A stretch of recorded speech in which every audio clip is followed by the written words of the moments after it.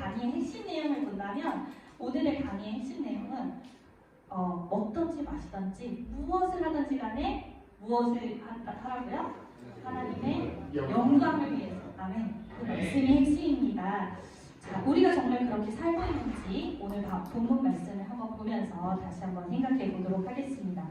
오늘의 본문 말씀은요, 우리 다 같이 고린도전서 10장 31절 말씀 한 목소리로 읽어보겠습니다. 시작. 그런즉 너희가 먹든지 마시든지 무엇을 하든지 다 하나님의 영광을 위하여 하라. 아멘. 아멘. 이 말씀은 누가 했죠? 고린도전서 누가 작성했을까요? 네, 맞아요. 너무 잘 아십니다. 사도 바울이 적었죠. 네, 이게 고린도 교회를 위해서 하는 이야기의 편지 가운데 하나인데요. 이 당시 고린도는요, 굉장히 번화한 무역이 활발한 지역이었다고 합니다. 요새도 보면 무역을 잘한다 그러면 돈이 막 무가니까 사람들이 좀 부유하죠. 그곳으로 사람들이 많이 몰렸어요. 그리고 또 잘 사니까 로마 시대였잖아요. 로마 시대에 여러 가지 우상들도 그곳에 있었습니다. 특히 여러분 비너스 아시죠? 비너스의 신전도 그곳에 있었어요. 그러니까 사람들이 시장에서 먹고 마시고 할 것들을 살 때, 특히나 고기 같은 것들을 살 때 비너스 신전에 들여졌던 고기들을 살 수밖에 없었습니다. 그것이 고린도 교회의 문제가 되었어요. 어떤 사람들은 뭐 다른 사람들이 다 먹고 마시는 건데 그건 뭐 상관없지 뭐 라고 생각하는 사람들이 있었는 반면, 또 한 사람들은 어디 하나님의 전에서 우리가 하나님을 믿는 사람들인데 예수님의 법도대로 따라야지, 이러면서 절대 안 돼 라고 하시는 분들이 계셨습니다. 여러분 어떠한 마음을 가지고 계시나요? 이런 상황이 딱 있다 그러면 어떠신가요? 이런 사건들이 있었을 때 바울 사도가 듣고 이렇게 이야기합니다. 여러분, 먹고 마시는 문제가 아닙니다. 우리에게 진짜 중요한 것은 내가 하는 모든 일이 하나님의 영광을 위한 것이냐 라는 것입니다. 라고 이야기했습니다. 그것을 우리 시대로 한번 가져오고 오겠습니다. 우리 최근에 설 명절을 잘 지내셨죠? 네, 가족들과 만남을 가지면서 제사의 문제도 있었을 테고 여러 가지 가족 문제도 있으셨을 텐데, 제사 문제 때 여러분 어떻게 하시나요? 각자 다르실 테지만 제가 들은 바에 의하면 어떤 분들은 절대로 제사는 하면 안 된다 라고 하시는 분들이 계셔요. 맞습니다. 또 어떤 분들은 가족의 구원을 위해서 우리가 헌신해야지 하면서 또 헌신하시는 분들이 있어요. 맞아요. 그러나 무엇을 하든지 하나님의 영광을 위하니까 이것을 봐야 됩니다. 또 하나 볼게요. 요새 기독교인들은 내가 교회를 다닌다 라는 것을 무엇을 통해 보여주나요? 네, 십자가 목걸이도 하고 자동차에 십자가도 매달고 다니고 집에도 큰 액자, 여기 교회도 있네요. 예수님께서 목자로 양을 치는 그런 액자들도, 이런 식으로 내가 크리스찬이다라는 것들을 잘 보여주고 있습니다. 또 한 예를 들어볼게요. 요새 몇 년 좀 지난 것 같은데 이런 얘기들이 많이들 오고 갔어요. 어떤 이야기였냐면 선한 영향력이라는, 들어보셨나요? 네, 교회 단어예요. 교회 단어인데 세상 사람들도 선한 영향력이라는 단어를 굉장히 많이 사용했어요. 이거는 무슨 일이죠? 교회 다니는 우리들이 이렇게 좋은 단어를 잘 전파를 했는 거예요. 이렇게 우리는 먹는 거, 입는 거, 우리가 사는 거, 우리 자동차에도 크리스찬이라는 걸 잘 보여주면서 한국 교회들 너무 잘하고 있다고 생각을 합니다. 자, 근데 우리의 자녀들, 특별히 우리 아이들을 키우고 우리 손자, 손녀들을 키울 때 우리는 어떻게 하고 있는지, 그것 또한 하나님의 영광을 위해서 하고 있는지를 생각해 봐야 한다는 것입니다. 제가 공부를 하고 있다고 했죠. 그래서 조사 자료를 조금 가져와 봤습니다. 어떤 논문입니다. 한국개발원 헤디라는 곳이 있습니다. 그곳에 한국인의 아동의 교육에 대해서 연구한 설문지가 있었습니다. 이 설문 내용을 바탕으로 기독교 학교 연구소라는 연구소가 있는데요. 그곳에서 과연 세상 부모와 그 다음에 믿지 않는 부모와 믿는 부모가 차이가 있을까? 궁금하시죠, 여러분? 과연 저기는 예수님을 안 믿는 사람들인데 이 사람들이 키우는 애들하고 예수님 믿는 우리가 키우는 애들하고 잘 키우는지 그거 차이가 있을까? 이런 것들이 궁금해서 연구를 했습니다. 연구 결과가 어떻게 나왔냐면요. 여기 써있죠. 결과는 양쪽 다 똑같은 결과가 나왔어요. 딱 한 가지만 달랐대요. 무엇이 다르냐고요? 기독교 학부모들이 세상 학부모들보다 좀 더 학구적인 것에 과열되어 있다는 것이 좀 다르답니다. 또 한 연구 결과를 볼게요. 크리스찬 헤드라인, 네 맞죠? 크리스찬 헤드라인.com에서 조사한 자료에 따르면 자신이 크리스천이라고 응답한 부모 중에 3분의 2 중에 4%만 기독교 세계관을 보유하고 있다고 했어요. 조금 어려운 단어가 나왔습니다. 기독교 세계관. 이것은 무엇인가? 지금 우리가 이야기하고 있는 무엇을 하든지 하나님께 영광을 돌린다. 이게 기독교 세계관이거든요. 4%만이 그것을 가지고 있다는 겁니다. 왜죠? 그러면은 4% 빼고 나머지 96%는 혼합주의. 그러니까 세상의 것도 좀 가지고 있고 예수님을 믿는 그 가치관도 조금 가지고 있는 이런 혼합주의적인 색깔을 가지고 있는 거예요. 왜 그럴까요? 왜 그럴까요? 저도 혼합주의적인 색깔이 있어서 제가 좀 생각을 해봤어요. 왜 그럴까? 왜 우리 엄마 아빠는 왜 그랬을까? 나는 왜 그랬을까? 왜 우리 할머니는 왜 그랬을까? 우리 아이들이 이 세상에서 패배자로 살게 하고 싶지 않아서일지 모르겠다라는 생각을 했어요. 또 잘 살아남게 하고 싶으니까 그러니까 공부해야지. 너 거지 될 거야? 이렇게 저희 엄마가 늘 저한테 하시는 말씀이었는데요. 공부해야지. 거지 될 거야? 공부해야지. 뭐 먹고 살 거야? 왜냐면 잘 살게 하고 싶으니까요. 패배자로 살게 하고 싶지 않으니까요. 남들한테 뭐 이렇게 눈총받게 하고 싶지 않으니까 학업에 조금 더 신경을 썼던 거죠. 그러니까 우리의 모습이 혼합주의적인 색채로 변모될 수밖에 없었던 거예요. 그런데 이 포인트에서 하나 더 생각을 해봐야 될 것이 있습니다. 과연 이제 여러분의 자녀들은 다 크셨을 것 같아요. 경험을 해보셨겠지만 좀 어린 나이에 저는 이제 9살과 5살의 아이들을 키우고 있거든요. 좀 어린 나이에 아이들을 키우고 있는 부모님들은 다 우리 아이가 어디를 갔으면 좋겠다고 생각을 할까요? 대학을? 네, 서울대. 크십니다. 서울대.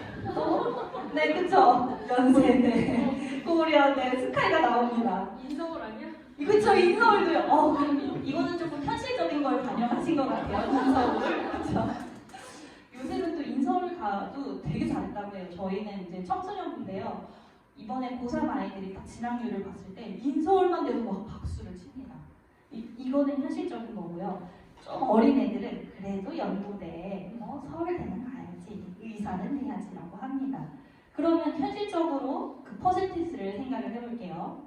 스카이를 가려면 몇 프로 안에 들어야 될까요? 전국의 아이들 중에? 네네, 맞아요. 사모님이신가 봐요. 너무 잘 이야기를 해주셨어요. 네, 거의 한 10% 좀 안 됩니다. 근데 좀 많이 잡아서 10%라고 생각을 해볼게요. 그러면 10%에 들지 못한 나머지 아이들은 그럼 뭐예요? 10%만 성공자예요. 그럼 나머지는? 그쵸. 그렇게 되는 거예요. 그럼 좀 많이 잡아서 인서울이라고 생각을 해볼게요. 인서울에 가려면 반에서 한 20등 정도 안에는 좀 들어가야 돼요. 한 10등 안에는 들어가야 돼요.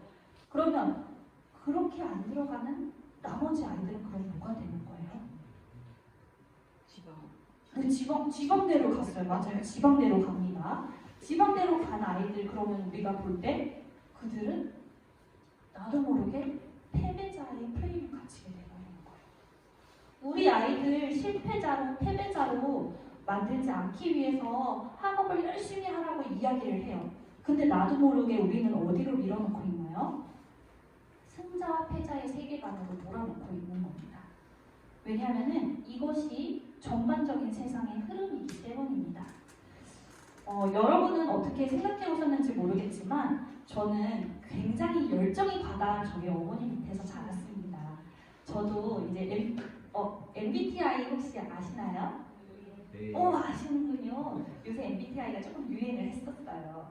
MBTI가 뭐냐면 성격 유형 검사인데요. 저는 ENFJ로 열정 과다 충만 이런 성향입니다.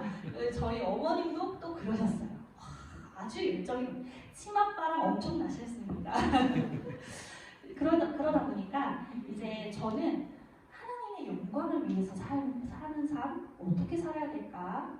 제 학창 시절에 생각을 해봤어요. 그래.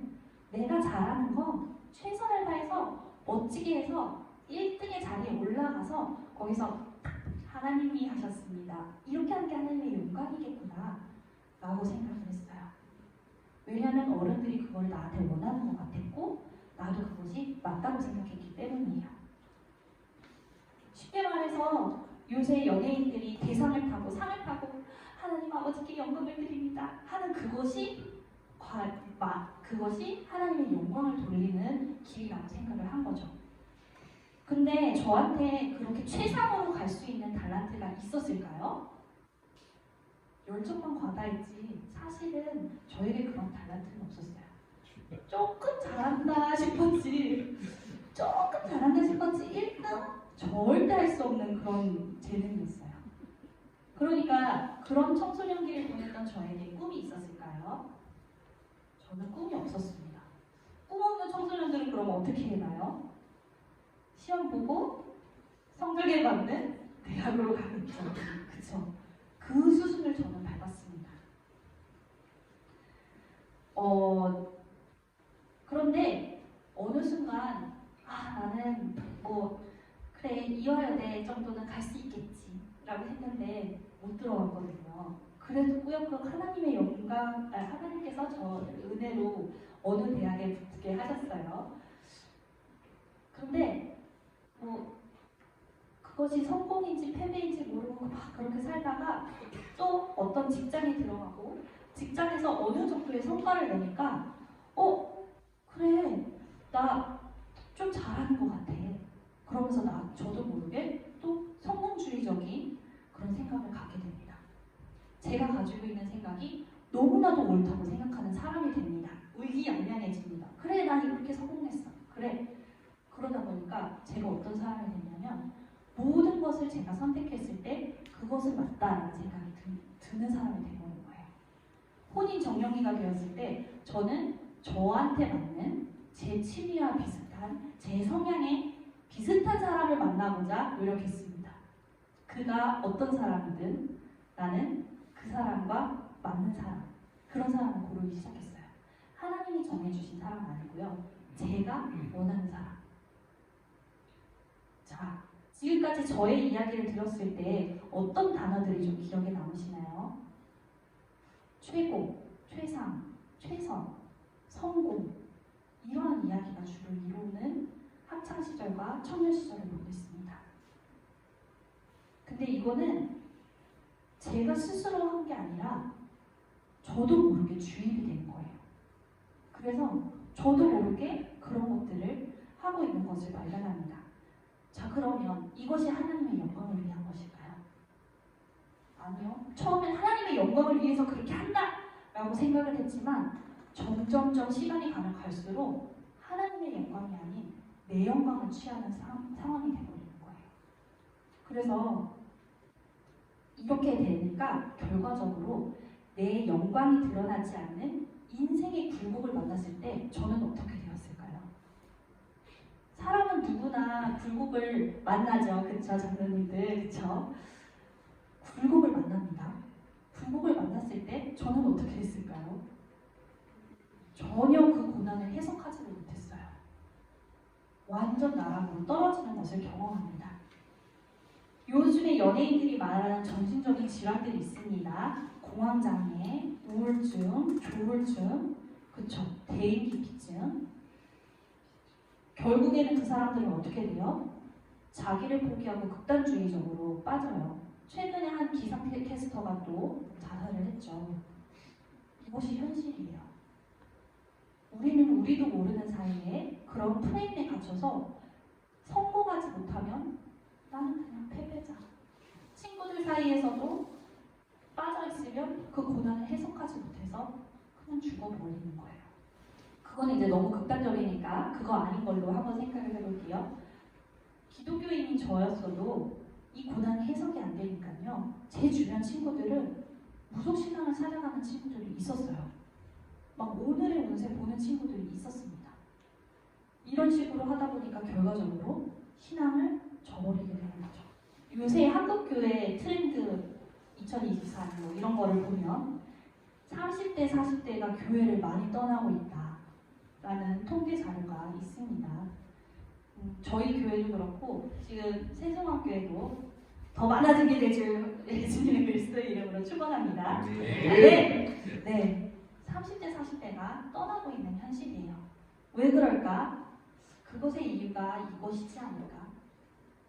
너무 이 프레임 안에 갇혀서 살기 때문에 고난이 왔을 때 해석이 되지 않으니까 떠나게 되는 것은 아닐까? 이런 생각을 해보았습니다. 저희 부모님들은 어머님도 그렇고 아버님도 그렇고 두 분 다 목사님이셨어요. 네. 그래서 두 분이 저를 엄청 좋은 주일학교 선생님들한테 붙여주셨고 엄청 좋은 전도사님한테 붙여주셨고 저는 교회에서 살았으니까 그분들과 교류도 많았어요. 그러면 저희 부모님들은 저에게 신앙을 잘 전수해 주신 거죠. 그러나 전수가 되었나요? 전수가 안 됐어요.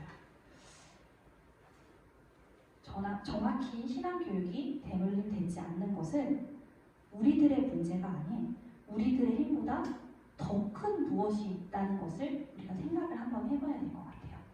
저희 엄마 아빠는 굉장히 저에게 최선을 다해서 교회에서 살게 하셨거든요. 우리 아이들도 마찬가지일 것 같아요. 교회 학교의 아이들 교회에서 살죠, 그쵸? 아닌가요? 주일날 교회에서 막 잘 재미있게 놀고 전도사님과 상업교통하고 이런 것들이 있어도 이것들에서 하나님의 말씀을 듣지 못하게 하는 어떤 무언가 큰 것이 있다는 것을 우리는 한번 생각을 해봐야 됩니다. 자, 한번 넘어가 보도록 하겠습니다. 그렇다면 우리 모두를 혼합주의로 데려가는 세상 구조는 무엇일까?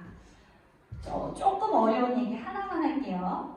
우리가 살고 있는 이 시대를 포스트 모던 사회라고 해요. 포스트 모던 사회를 아주 쉽게 이야기하면 너도 맞고 나도 맞아 이거예요. 맞아요. 그런데 결국은 그러면 내가 느끼는 대로 하는 거야. 이게 시대 사조거든요. TV를 딱 틀어보세요. 그런 이야기가 나옵니다. 뉴스를 보세요. 뉴스에서 하는 사람들도 그런 것들을 합니다.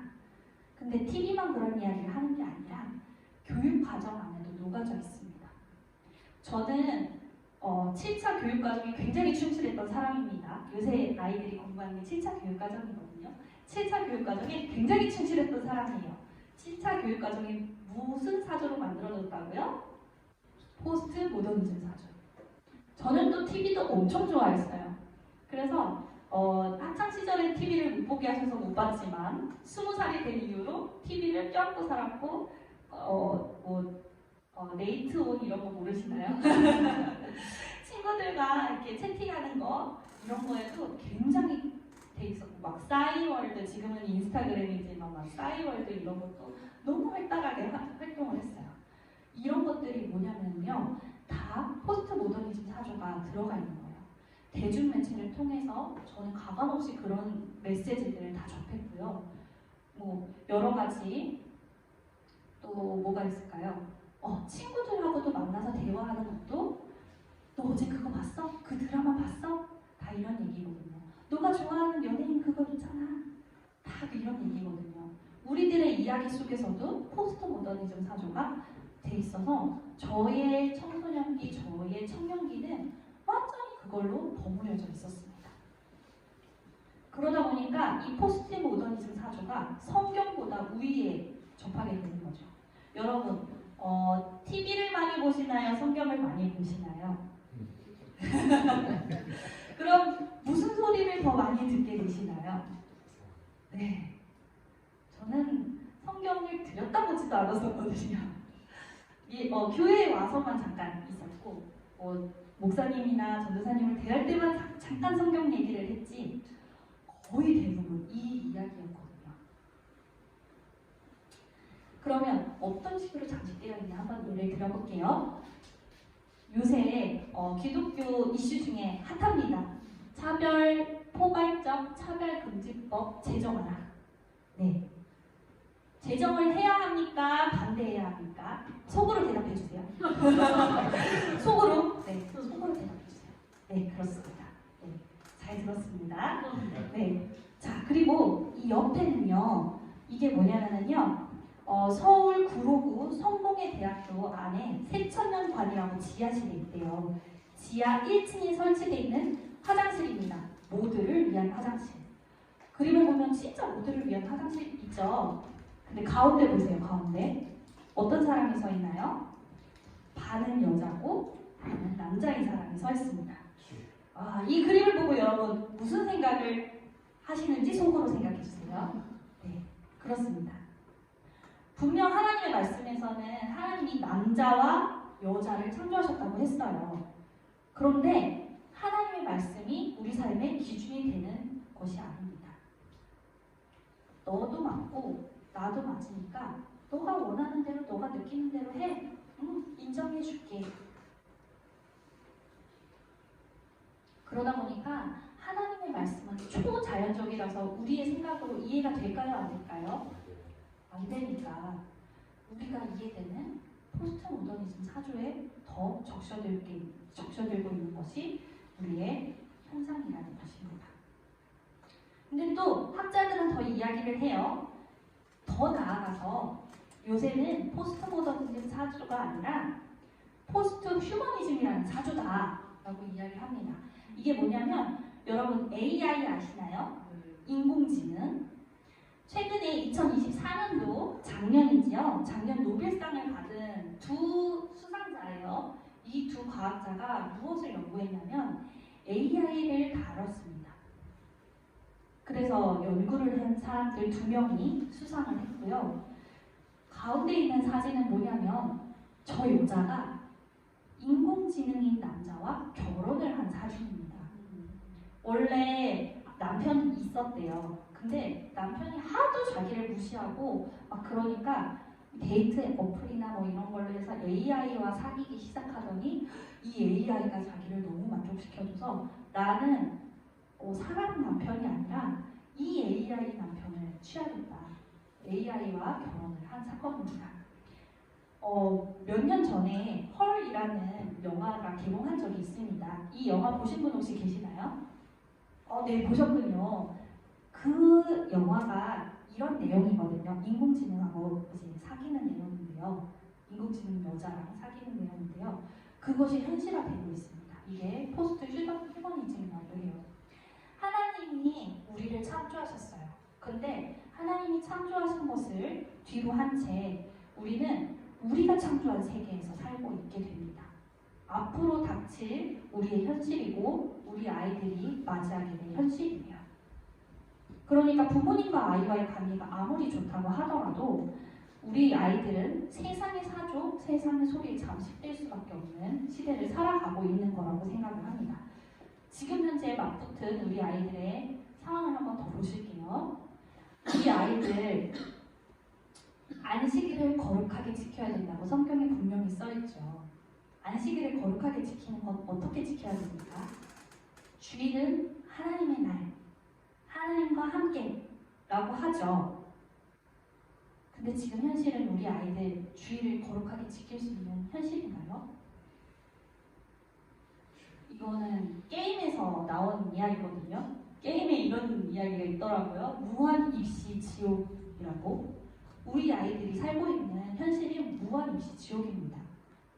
그래서 공부를 잘하려고 해도 내 지금 성적을 유지하려면 학원에 가야 돼요. 근데 학원이 언제 하냐면 주말에 해요. 공부를 좀 잘한다 하는 아이들은 교회에 못 나옵니다. 교회 시간하고 학원 시간하고 겹쳐서요. 저희 목사님이 청소년부 담당 목사님이신데 아이들한테 물어보면 중학교 3학년만 되더라도 고민을 합니다. 아이들. 예배만 끝나고 바로 가면 되지 뭐. 그것을 안식일을 거룩하게 지키는 것일까요? 이것이 비단 부모님들의 문제일까요? 저는 그렇게 생각하지 않습니다. 지금 저분들이 서 있죠. 쉼이 있는 교육 이렇게 해서 뭔가를 들고서는 서 계신데 저는 생각할 때 크리스찬 어른들은 이것을 보여줘야 한다고 생각을 합니다. 우리가 하나님의 영광을 어떻게 지켜야 되는지를 정확하게 보여주려면 우리가 소리를 내야 됩니다.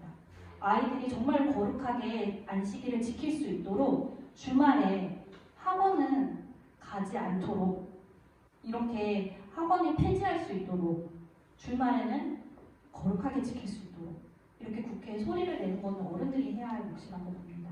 크리스찬 어른들이 아이에게 제시해 주어야 하는 것은 하나님이 우리를 향한 목적을 분명하게 이야기하는 것.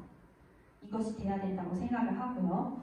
그리고 하나님의 말씀이 삶의 기준이 될 수 있도록 얘기를 해줘야 된다고 생각합니다. 그래서 이게 뭐냐면 학원 휴일 휴무제라고 이야기를 해요. 이런 법들을 조금 제정할 수 있도록 힘을 쏟아야 되지 않을까 이렇게 잠깐 생각을 해보았습니다. 자, 지금 몇 가지의 사례만 봐도 우리가 너무나도 우리의 사조에 잠식되어 있는 것이 보이죠. 제가 지금까지 이야기했던 건 앞으로의 미래가 좋지 않다. 전망이 좋지 않다. 지금 현재 그렇다. 그래서 우리가 너무 타락했다. 라고만 이야기하는 것이 아닙니다. 이 전 시대는 과연 좋았을까요? 포스트 모더니즘이 1900년대부터 조금씩 시작을 했는데 그 전에는 좋았을까요? 그 전엔 모더니즘 사조였어요. 이성 중심. 과학적인 거 아니면 안 돼. 이것이 과연 반신분주의적이었나 신분주의적이었나 보면 그것도 여기서 모더니즘 반신분주의적이었어요. 더 뒤로 가볼게요. 더 뒤로 예수님 이후에 1세기, 2세기 그 시기엔 어땠을까요? 제국주의 시기였어요. 황제가 신이 되는 시기. 그 황제를 믿지 않으면 그 길드에 가입할 수 없어서 그 사람들은 먹고 사는 게 어려운 사람들. 예수님을 믿었던 사람들이 특히 그랬잖아요. 그렇죠? 그럼 예수님 그 전 시대는 어땠을까요? 예수님 전 시기? 예수님 전 시기도 마찬가지였어요. 바벨론 포로 시기를 막 당하고 유대 사람들이 막 옵니다. 그래서 그 사람들이 우리가 이렇게 된 것은 하나님의 말씀을 제대로 지키지 않아서예요. 이제 하나님의 말씀을 제대로 지키면서 살겠습니다. 그러면서 막 회당이 모여서 말씀을 설파하고 서로 이야기를 하고 열심히 배웠어요. 그러나 그들은 어땠나요? 그들 또한 약자와 패자가 분명히 있었고요. 승자와 실패자가 분명히 있었어요. 그 당시에도 그리고 그 전에도 지금도 우리들은 끝없는 분노, 불안, 초조, 걱정, 좌절, 우울 이런 감정들이 당연할 수밖에 없는 시대를 살고 있습니다. 이것은 무엇을 이야기해 주는 거냐면 근본적으로 인간은 타락했다라는 겁니다. 그 전에는 좋았어. 지금은 안 좋아. 이게 아니라 근본적으로. 그렇기 때문에 세상은 반신분주의적일 수밖에 없습니다. 그렇지만 누가 오셨죠? 네. 마태복음 4장 12절에서 17절 말씀을 한 목소리로 다 같이 읽어보겠습니다. 시작! 예수께서 요한이 잡으셨음을 들으시고 갈릴리로 물러가셨다가 나사렛을 떠나 스불론과 납달리 지경 해변에 있는 가버나움에 가서 사시니 이는 선지자 이사야를 통하여 하신 말씀을 이루려 하시니라. 믿었을 때 스불론 땅과 납달리 땅과 요단강 저편 별들과 이방의 갈릴리여 그 땅에 앉은 백성이 큰 빛을 보았고 사망의 땅과 그늘에 앉은 자들에게 빛이 비치었도다 하였느니라. 마지막 절입니다. 시작. 이때부터 예수께서 비로소 전파하여 이르시되 회개하라 천국이 가까이 왔느니라 하시더라. 아멘. 이 본문 말씀은 제가 정말 좋아하는 말씀입니다. 제가 늘상 가지고 있는 말씀인데요. 예수님이 처음으로 공생애를 시작하시는 장면이 펼쳐집니다. 예수님은 어느 지역에서 공생애를 시작했다고 나오죠? 네, 맞아요. 가버나움.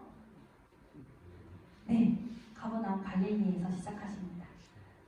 가버나움 갈릴리, 그리고 여기서 나오는 스불론과 납달리 지명, 그 가운데 이제 가버나움이 있는데요. 스불론, 납달리 지명, 갈릴리, 가버나움, 여기는요 이방인의 땅이라는 별명을 가지고 있는 땅이었어요. 그 당시 유대인들에게 이방인의 땅, 이방인이라고 하면 어떠한 취급을 당하는 사람들이었을까요? 네네네, 부정한 취급을 당했습니다. 그래서 이사야 선지자도 이야기하죠. 흑암에 앉은 백성이 라고 이야기를 합니다. 우리는 지금 이 시대를 이러한 감정을 가지고 살고 있어요. 유대 사람들이 비난하고 힐난했던 이방인과 같은 우리들의 모습. 좌절되고 낙담하고 우울하고 불안하고. 그런데 그 사람들에게 예수님이 오십니다. 그럼 한 가지 질문. 그러면 예수님은 복음을 전파할 때 조금 지식인들이 많고, 그리고 원래 유대인들에게 오셨잖아요. 이스라엘 지역에 예루살렘에서 복음을 전파하면 좀 더 확산적으로 복음이 펼쳐질 수 있지 않았을까요? 근데 왜 이방인의 땅으로 가셔서 처음 사역을 하셨을까요? 네, 속으로 대답하고 계시는 거죠? 그죠? 네, 왜 그러셨을까요? 복음은 어둠과 사망의 나라에서 빛과 생명의 나라로 주소가 바뀌는 사건입니다. 흑암에 앉은 백성들이 빛을 보았을 때 그 빛은 작은 빛이 아니라 큰 빛이 되겠죠. 여러분, 어두운 가운데 저희 아이가 너무 어두워서 밤에 무서워서 못 잘 때가 있어요. 엄마 너무 어두워요. 그럴 때 저희 남편 목사님이 핸드폰으로 플래시를 탁 켜줍니다. 짠! 그럼 어떻게 되죠? 저는 경험했어요. 방 안이 전체가 밝아지고요. 그 빛이 방 안뿐만 아니라 거실까지 비치는 걸 경험했거든요. 가장 어두울 때 빛은 가장 커집니다. 네. 그래서 예수님께서 우리에게 그러한 모습으로 오신 겁니다. 이것이 바로 기독교 세계관이라고 할 수 있어요. 잠시. 기독교 세계관은 쉽게 말해서 4가지의 단어로 나타낼 수 있습니다. 창조. 하나님이 우리를 하나님의 형상으로 만드셨어요. 믿으십니까? 네. 아멘. 그런데 우리가 사는 이 시대는 타락했어요. 죄성 때문에 타락한 우리, 흑암에 앉은 우리에게 큰 빛이 예수님이 비치셔서 우리를 구속하십니다. 그러면 우리에게 어떠한 소망이 나오죠? 다시 창조의 본연의 모습으로 돌아갈 수 있다는 회복이 소망이 됩니다. 이것이 바로 기독교 세계관이에요. 이런 기독교 세계관을 우리 아이들에게 심어줘야 한다는 것입니다. 우리 아이들에게 이런 것이 심기잖아요. 그러면 이 세계관은 힘이 있습니다. 어떤 힘이 있는지 보여드릴게요. 이런 세계관으로 우리가 관점이라고도 얘기하죠. 이거는 안경이에요. 안경. 우리가 세상을 보는 안경. 기독교 세계관의 안경을 쓰면요, 우리의 생각하는 신념이 달라지고요, 우리의 가치가 달라져서 우리의 행동이 달라지거든요. 요거를 한번 예시를 들어보겠습니다. 만약에 내가 예수님을 믿는 사람이에요. 2 아이가 있어요. 한 아이는, 둘 다 예수님을 믿는 아이인데, 한 아이는 인본주의적인 직업관을 가지고 있어요. 포스트 모더니즘 사조에 막 젖어서 인본주의적인 직업관을 가지고 있고 또 다른 아이는 신본주의적인 직업관을 가지고 있는 아이가 있다고 가정을 해볼게요. 그러면 이 인본주의적인 직업관을 가진 아이들은 어떠한 신념과 가치가 생기냐면요. 요새 젊은 사람들은 욜로를 하기 원합니다. 욜로 들어보셨나요? 네. 잘 먹고 잘 살고 내가 편하고 내가 좋으면 되지 뭐. 이것이 최고의 가치예요. 또 공부 잘하는 친구들은 또 성공주의적인 그런 게 있어서 돈만 잘 벌면 되지 뭐 라는 신념과 가치체계가 생깁니다. 그래서 이런 신념과 가치를 가진 아이들은 어떤 직업을 선택하냐면요. 돈 많이 주는데 직업을 선택하고요. 워라밸이 있는 직업 이런 것들을 선택을 하게 됩니다. 자, 반대로 신본주의적인 가치관을 가진 예수님을 믿는 아이가 있어요. 그 친구는 신념과 가치가 뭐냐면 하나님께 영광을 드리는 것이 자기의 가치예요. 그래서 하나님이 나를 창조하신 본연의 그 소명은 무엇일까? 이것을 생각하며 어떠한 직업을 선택하냐면 소명이 있는 직업을 선택합니다. 그런 직업을 통해서 나처럼 흑암에 앉은 사람들을 구해주고 복음을 제시하고 그 안에서 하나님의 나라를 이루며 살아가는 아이들이 됩니다. 세계관은 이런 힘이 있습니다. 그러면 제가 지금 조금 사용하는 단어들이 어려웠어요. 기독교 세계관. 그 세계관이 어떻게 실제로 우리 삶에 드러나는지 조사를 한 거를 보면서 조금 구체적으로 설명을 해볼게요. 최근에 기독교 학교 연구소에서 기독교 대안학교에 다니는 아이들 그리고 그것을 졸업한 아이들을 대상으로 인터뷰를 했어요. 얘들아 너희는 요새 무엇을 생각하고 있니? 그러면서 이제 한 사람 인터뷰를 하고 그 인터뷰를 축약해서 얘네들이 공통적으로 이야기를 하고 있는 키워드를 정리를 했어요. 그랬더니 딱 3가지가 나왔답니다. 뭐라고 써있죠? 신앙, 소명, 공동체. 기독교 세계관을 가진 아이들이 고민하고 생각하는 게 이 3가지에 담겨있다고 합니다. 세상과는 달리 성경을 기준 삼아서 하나님을 사랑하고 신앙, 이웃을 사랑하는 가치를 담아서 공동체, 하나님이 창조하신 그것대로 행동하여 하나님께 영광을 돌리는 소명, 이것을 생각하였다고 합니다. 우리 아이들도 이와 같이 기독교 세계관으로 정립되어서 이러한 생각을 하는 아이들이 되었으면 좋겠어요. 네. 그런데 이 일은 혼자 할 수 있을까요? 혼자 할 수 있을까요?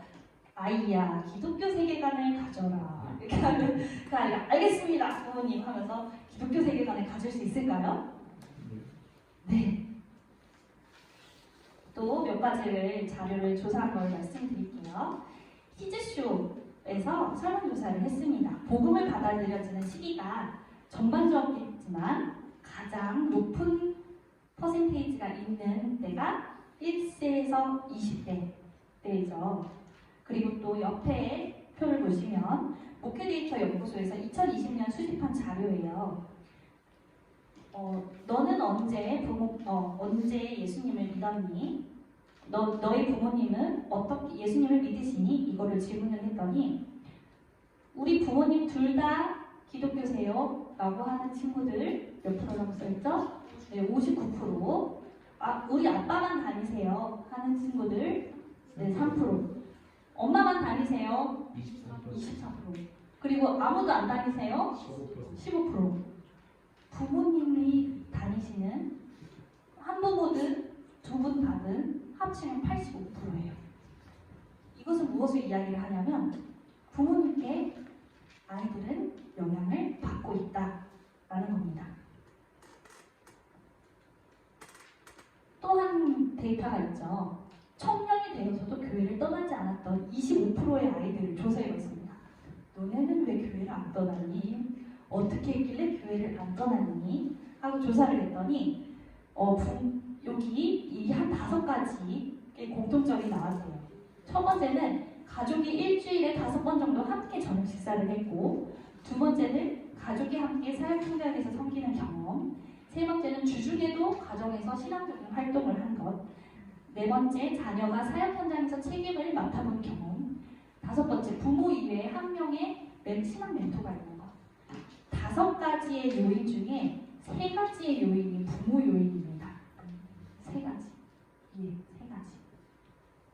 자, 부모는 아이들에게 그럼 어떻게 해줘야 될까요? 아이들에게 매우 중요한 거죠. 이거는 넘어가겠습니다. 가치관 형성이 중요한데 대략적으로 넘어가 본다. 이게 뭐냐면은 요새 그 기독교 상담 쪽에서 가장 핫했던 이슈인데요. 아이들이 부모님에게서 느끼는 게 하나님의 이미지래요. 그래서 부모님과의 애착이 잘 형성이 돼야지 하나님에 대한 긍정적인 뭐 그런 게 나온다 이런 건데 넘어가겠습니다. 네.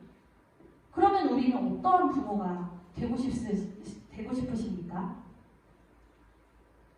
기왕이면 10% 선택과 배제의 세계관을 선택해서 성공 아니면 실패, 지금처럼 하겠다. 이거를 선택하시겠습니까? 기독교 세계관으로 창조, 타락, 구속, 회복의 렌즈로 아이에게 소망을 두는 것이 아니라 하나님께 기대하며 넓고 멀리 바라보고 응원을 하는 그런 세계관을 가지신 부모님이 되시겠습니까? 너무 어렵죠? 모두들 왼쪽을 선택하실 거예요. 그럼 오른쪽을 선택하실 거예요. 여러분의 입장에서 오른쪽을 선택하실 것 같아요. 이거를 쉽게 설명을 해볼게요. 어떠한 부모가 되어야 되냐면 첫 번째, 우리가 성경을 먼저 읽어야 합니다. 우리에게 기준이 바로 세워져야 돼요. 1시부터 여러분 계속 성경을 읽으셨다고 들었습니다. 너무 멋지십니다. 성경을 계속 읽으면 읽을수록 세상이 말하는 것과 성경이 이야기하는 게 너무 다르다는 것을 알게 됩니다. 우리가 먼저 깨어 있어야 돼요. 그리고 우리가 아이들에게 우리가 성경을 읽으면서 멋있다. 우와, 어떻게 드라마보다 멋있냐. 이렇게 읽어주는 것들을 보여줄 때 아이들은 왜 부모님은 저렇게 성경을 재밌어하지? 하면서 성경에 대해서 궁금증이 생기겠죠. 아이들에게도 성경을 왜 보는지 구체적으로 알려주는 게 필요합니다. 두 번째는요, 기도입니다.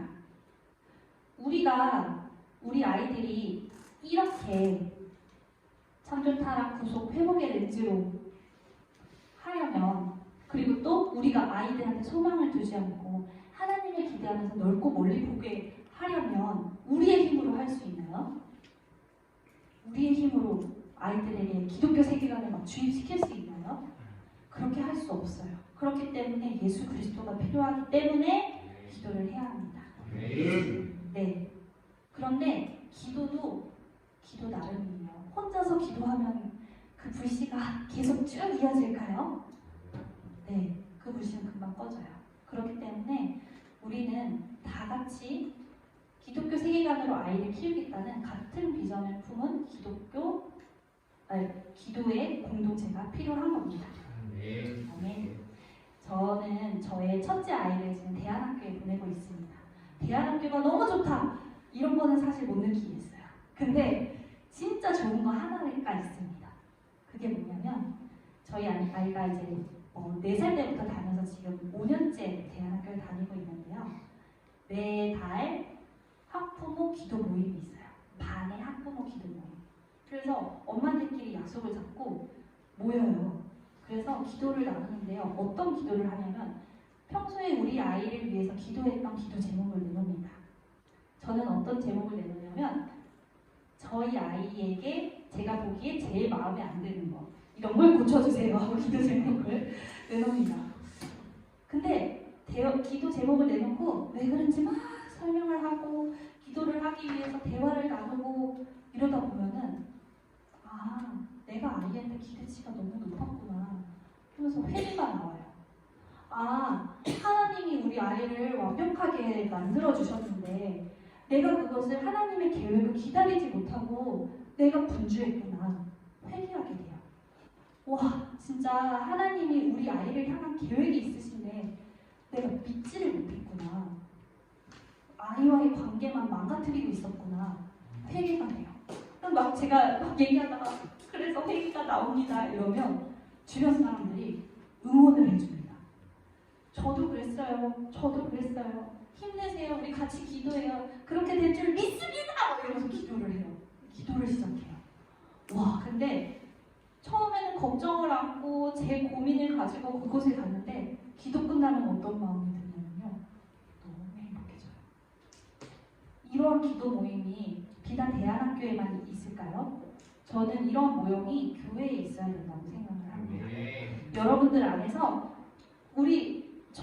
저 어렸을 때도 이렇게 어른들이 되게 많고 진짜 다 같이 가족 같은 분위기의 교회였거든요.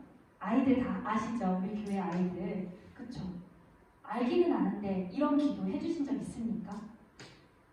서로를 위해서, 우리의 아이들을 위해서, 자라나는 세대를 위해서 놓고 기도하는 시간들이 한 달에 한 번 또는 정해놓고 분기별로 한 번은 꼭 있으면 좋겠습니다. 네. 자, 마무리하고 끝내도록 하겠습니다. 여기 이제 세 가지가 아까 전에 얘기를 했던 거고요. 마지막으로 이제 다시 제 얘기로 돌아와서 그 예수님의 복음이 어떻게 저에게 전달이 되었는지를 말씀을 드릴게요. 하나님의 가정을 이루어내는 것을 너무 우습게 여기고 제가 제 힘으로 선택하려고 했던 저였다고 말씀을 드렸잖아요. 남편감도 내가 골라 막 이렇게 했던 저라고 말씀을 하셨잖아요. 정말 그렇게 교만함이 하늘을 찌르고 있었습니다. 하나님의 자리에서 제가 저의 선택을 하고 있었던 저였는데 어느 순간을 통해서 하나님이 제 교만함을 저만 알고 있는 게 아니라 제 주변이 다 알게 하시는 사건이 하나가 벌어집니다. 그 사건으로 인해서 원래 결혼하려고 했던 그 배우자 그분하고도 헤어지게 되고 제 친구들도 어머 너 저런 애 그런 애였어? 하면서 떠나게 되고 정말 충격적으로 저의 흑암이 고난이 시작되는 사건을 만났습니다. 그런데 그게 해석이 되었을까요? 해석이 되지 않았어요. 저는 또 다른 구원자를 찾아다닙니다. 그게 저희 남편이었어요. 당시에 저희 전도사님이셨거든요. 청년부 전도사님. 전도사님 막 이러면서 이제 막 고민을 나눴는데 와 구원자 같은 거예요. 짠짠짜잔 하고 결혼을 했습니다. 그러면 구원자인 저의 남편과 결혼을 했을 때 저의 삶은 또 윤택했을까요? 목사님, 지금 이제 저희 남편은 목사님이라서 목사님은 너무나도 기독교적인 가치관으로 딱 중립이 되어 있으신 분이셨어요. 저는 세상적인 가치관을 가지고 있는 사람이잖아요. 둘이 만났어요. 가치관이 맞아요? 안 맞아요? 안 맞아요. 신혼 때부터 흔들리는 거예요. 제 마음이 요동칩니다. 그럼 내가 가지고 있었던 내 세계는 뭐야? 제 모든 세계가 무너지는 거를 경험을 했어요. 겉으로는 너무 행복해 보이고 아이가 출산이 되고 막 그 기쁜데 속은 안 그런 거예요. 속은 이게 너무 요동치니까 원래 제가 자라왔던 제가 보고 자랐던 그 포스트 모더니즘이 막 무너지니까요. 걷잡을 수 없이 혼돈이 왔습니다. 고립이 되었고요. 혼자 독대하는 시간을 가집니다. 누구와? 하나님과. 해석이 안 되니까 너무 좌절이 되어 있는데 하나님이 또 누군가를 붙여주셔서 말씀을 읽어야지 이 얘기가 저의 귀를 들리게 해주셨어요. 그래서 말씀을 읽으며 하나님을 진짜로 만나게 됩니다. 그 전에도 정말 예수님 사랑하는 사람이었거든요. 근데 하나님이 뭐라고 이야기하시는지 그 기준이 세워지니까요. 그 기준대로 기독교 세계관이 형성이 돼서 완전히 다른 사람으로 변하게 되었습니다. 이제는 문제가 올지라도 문제가 되지 않게 하는 눈이 생겼습니다. 저는 그래서 이 눈을 저희 아이들에게 전달을 해주려고 지금도 기도합니다. 여러분들도 함께 그 기도에 동참해 주셨으면 좋겠습니다. 이렇게 나눈 이야기를 너무 바탕으로 해서 한 찬양이 있는데요. 나의 하나님이라는 곡입니다. 양민호 전사님께서 또 한번 틀어주시고요. 그런즉 너희가 먹든지 마시든지 무엇을 하든지 다 하나님의 영광을 위해서 하라. 우리는 하나님의 영광을 위해서 하는 것.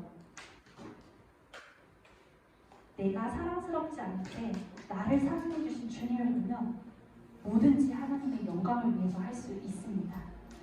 우리 찬양으로 하나님을 사랑한다고 고백하면서 지금까지 깨닫지 못했던 나의 모습들을 회개하는 시간 갖도록 하겠습니다.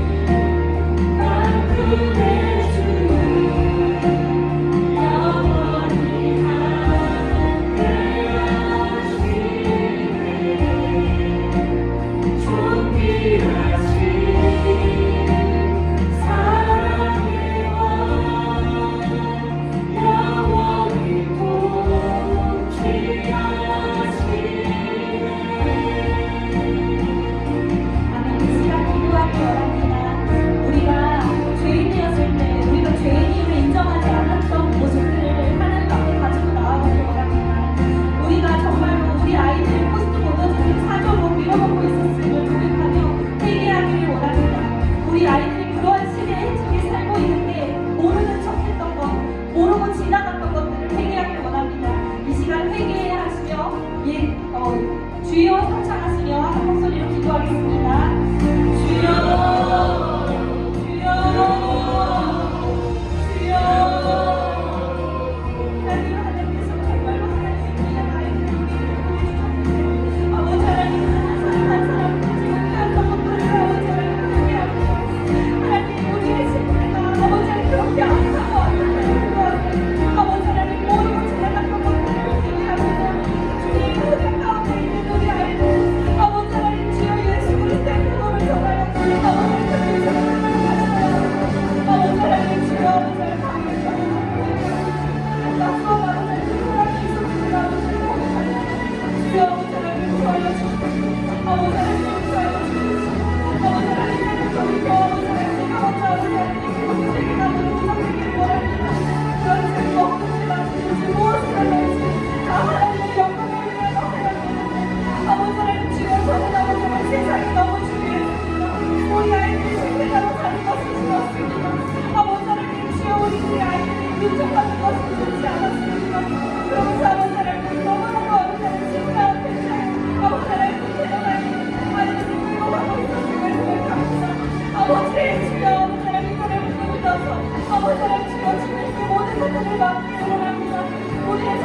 은혜 있어서 우리 예수님을 믿기를 원합니다.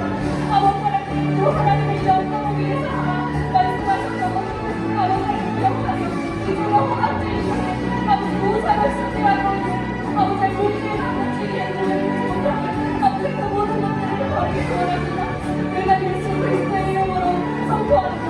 하나님 예수 그리스도의 이름을 명하노니 우리의 눈을 가리고 우리의 귀를 막고 있는 마법과 천상주신의 역사 예수님의 이름으로 떠나갈지어다. 떠나갈지어다. 우리는 하나님이 정말로 하나님께 참여하시는 그 점을 예수 그리스도의 이름으로 명합니다. 하나님 예수 그리스도의 이름으로 명하노니 천상주신의 역사 우리 아이들을 붙잡고 실패하는 아이들로 만들어버리는 마법주신의 역사 예수 그리스도의 이름으로 떠나갈지어다. 떠나갈지어다. 떠나갈지어다. 주여 인사여 주시옵소서. 아버지 하나님 이 삶으로 살아날 길을 도와줘 주시옵소서. 우리는 할 수 없습니다. 아버지 하나님 주의 삶으로 우리를 예수 그리스도로 오셨습니다. 아버지 하나님 주여 예수 그리스도로 우리가 건너갈 수 있도록 도와주시옵소서. 그것이 나의 복음이요 그것이 나의 관직이 될 수 있도록 인도하여 주시옵소서. 주여 하나님 우리가 살아갈 것은 예수의 길밖에 없습니다. 아버지 하나님 예수 그리스도의 이름만을 갖고 나아가는 아버지 진정한 기독교인의 길이 될 수 있도록 인도하여 주시옵소서. 주여 하나님 인도하여 주시옵소서. 아버지 하나님 우리 아직 아버지의 성경을 읽는 도움의 열심히 가올 수 있도록 인도하여 주시옵소서. 아버지 하나님 우리 아이들의 눈으로 인도하는 기도의 공동체가 만들어지게 하여 주시옵소서. 아버지 하나님 정말 너무 돌아가서 아버지 하나님 한 영혼의 조랑과 기도하라고 하셨는데 이제는 더 이상 우리에게 주신 아이들을 잃지 않을 수 있도록 주여 붙잡아 주시옵소서.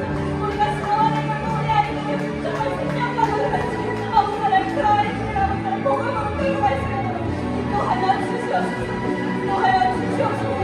우리 아버지의 주님을 찬양합니다. 그렇게 하신 아버지 하나님의 영광을 드립니다. 이것이 나의 관심이고 이것이 나의 아버지 찬송이 될 수 있도록 아버지 하나님 내가 들어가는 것이 아니라 아직도 아버지 하나님 그리스도의 우리를 살리신 하나님과 온전히 들어가실 수 있도록 아버지 하나님 도와여 주시옵소서. 도와여 주시옵소서. 할렐루야.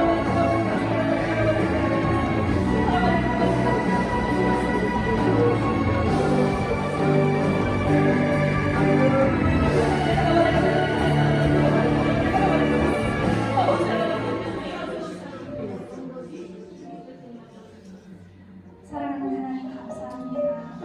우리들을 아버지를 듣게 하시고 각 한 사람 한 사람에게 필요한 말씀을 조명하여 주시니 감사합니다. 하나님 듣게 하셨사오니 우리가 행하게 하여 주시옵소서. 우리의 힘으로 할 수 없사오니 성령의 능력 의지하면서 나아갑니다. 이제는 우리가 개인이 하는 것이 아니라 우리 새사랑교회 성도님들이 하나가 되어서 한 공동체가 되어서 정말 천하를 구하고 정말 하나님께서 살아가시는 우리 아이들을 구할 수 있도록 도와주시옵소서. 존귀하신 예수 그리스도의 이름으로 감사드리며 기도했습니다. 아멘. 하나님 영광을 받습니다. 우리가 매월 마지막 주에 항상 위에서 기도회를 하고 있습니다. 저희 식사하시다 보면 이제 위에서 막 부르짖는 소리가 아마 들리셨을 거예요. 한 번쯤. 그래서 이거 똑같이 우리 교사 기도회를 하고 있는데 그만큼 우리 학부모님들도 내가 나의 자녀가 있고 나의 자녀가 오늘 들은 말씀처럼 정말 신본주의로 하나님이 주시는 그 가치관으로 올바르게 성장하기를 원하는 그런 마음을 가지고 계신 부모님이시라면 설령 지금 우리 교회에 아직 다니고 있지 않은 아이가 있을지라도 같이 오셔서 같이 우리 아이들을 위해서 다음 세대를 위해서 기도했으면 좋겠습니다. 제가 1년 동안 우리 세종학교에서 사역을 하면서 그걸 되게 많이 느꼈어요. 아, 우리 교회가 정말 기도의 불씨가 있는 교회구나. 제가 뭐 얼마나 안다고 사실 이걸 기억했어요. 그런데 우리가 이제 교사 기도회 때 막 주여 하고 기도를 하는데 막 민원이 걸릴 만큼 부르짖어서 이렇게 기도하는 모습을 보면서 우리 부모님 때도 이렇게 성도들이 같이 기도하는 모습을 보면서 아, 진짜 우리 교회가 기도가 살아있는 교회였구나. 그래서 우리 성도님들이 이 기도의 불씨를 마지막까지 붙여주셔야 그래야 우리가 다음 세대가 살아날 수 있습니다. 우리가 자꾸 막 다음 세대에 아, 이제 우리 교회에 뭐 청년들이 없다느니 이거 사실 다 핑계예요. 다 핑계예요. 하나님이 보내시면 어떤 어려운 상황이라도 하나님이 살리시면 됩니다.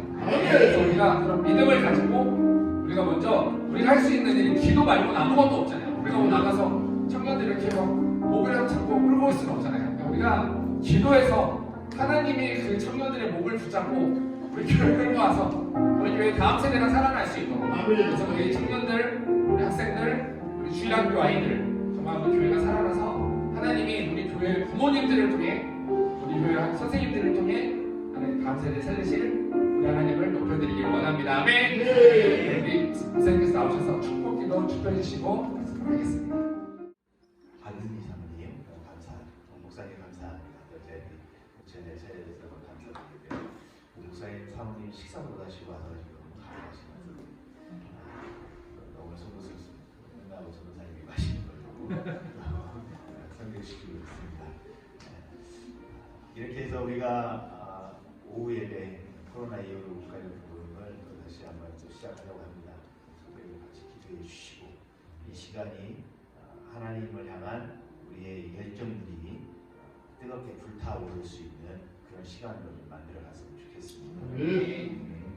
그렇게 하려면 먼저 내 안에서의 뜨거움도 있어야 되지만 같이 열심히 참석해야 돼요. 한 마음으로 되어져야 됩니다. 우리 선배님들이 오늘 배운 부분은 그대로 기독교적 세계관 아주 중요합니다. 저도 언젠가 이 강의를 한번 해봐야겠다 마음 먹고 있었는데 쉽게 풀어가기가 어려워요. 우리 사모님 아주 쉽게 잘 풀어주셔서 너무 감사합니다. 제가 들었던 내용이 가장 쉽게 들은 내용 같아요. 그 세계관 내용이고요. 너무나 쉽게 풀어주셔서 이 은사거든요. 감사드리고 사실 기독교 세계관은 우리가 성령의 눈으로 세상을 봐야 해요. 자녀 교육만 그런 것이 아니라 내 삶에도 성령의 눈으로 내 삶을 바라봐야 해요. 이게 세계관이에요. 그런 신앙의 모습 우리 성도님들이 다 하나하나 한 계단 한 계단 한 번에 올라가는 게 아니라 한 계단 한 계단 올라가셔서 성취될 줄로 믿습니다. 기도하겠습니다. 하나님, 저희에게 하나님의 말씀을 주신 걸 감사드립니다. 말씀이 내 발의 길이요 진리가 되어 주셨음을 감사합니다. 하나님 말씀 안에서 세상을 보게 하시니 감사합니다. 비록 아직은 잘 모른다 했어요. 하나님, 내가 하나님 앞에서 기도하고 말씀에 대하여 몸부림치며 나아갈 때 하나님께서는 성령님을 통하여 나의 눈을 밝게 해주실 줄로 믿습니다. 가려워졌던 모든 것들이 벗겨지고 하나님의 말씀으로 온전히 세상을 바라보며 하나님의 뜻을 찾고 하나님께 영광이 되는 삶으로 나아가는 우리 세수만 교회가 되도록 축복하여 주시옵소서. 그리고 이 일에 열애가 없습니다. 한 사람 한 사람 한 스텝 한 스텝 예수 닮는 삶으로 예수의 뜻을 품고 하나님 세상을 향해 나아가는 우리 성도들 되게 하여 주시옵소서. 오늘 또 이렇게 귀한 게 기독교 세계관을 통해서 가르쳐 주신 사모님과 목사님 가정을 축복하여 주시고 그 어린 자녀들이 부모의 이 간절함과 그 사랑 안에서 하나님의 사랑 안에서 말씀을 붙잡고 하나님 이 세상에 하나님의 영광을 드러내는 귀한 일꾼들로 세움받게 하여 주시옵소서. 우리도 아버지 하나님 자녀 양육들을 다음 세대 하나님 어린 영혼들을 주의 말씀으로 이들을 무장시키고 이들이 세상을 향해 담대히 맞설 수 있는 하나님의 말씀의 무기를 들고 하나님의 그 뜻을 품고 하나님의 영광을 위하여 이 세상을 향해 담대하게 나아가는 그런 소년 다윗과 같은 믿음의 일꾼들로 우리의 자녀들을 세울 수 있도록 도와주시옵소서. 부모의 눈물만큼 자녀를 변화시키는 것도 없습니다. 하나님, 부모의 기도가 끊이지 않게 하여 주시고 간절한 눈물이 하나님 기쁨으로 산을 거둘 수 있는 축복으로서 열매 맺게 하여 주시옵소서. 주일 오후 예배를 통하여 역사하신 아버지 하나님께서 우리 안에 선한 것을 보게 하시고 새로운 하나님의 가치관을 함께 하시고 또 새롭게 도전하게 하시니 감사합니다. 이 도전 안에서 이 한 주간도 승리하게 하여 주시옵소서. 내일부터 진행되는 이른비 기도에 하나님 밤마다 나와 눈물로 하나님 앞에 나아가게 하여 주시옵소서. 2월 한 달간 사랑공유 캠페인, 사랑공유 미션을 행할 때 하나님 우리 안에 예수의 영광을 가득 차게 하여 주시옵소서. 이제는 우리 주 예수 그리스도의 은혜와 성부 아버지 하나님의 지혜가신 사랑하심과 성령님의 내적 사교통 인도하심이 오늘 부모로서 기독교적 세계관을 갖고 세상을 향해 또 자녀들을 향해 그리고 하나님의 영광을 위하여 나아가기를 원하는 우리 성도님들과 또 박유민 사모님 가정님 지금부터 영원토록 주의 능력과 주의 은혜와 주의 돌보심과 주의 보호하심 그리고 주의 축복하심 함께하기를 우리 주 예수 그리스도의 이름으로 축원하옵나이다.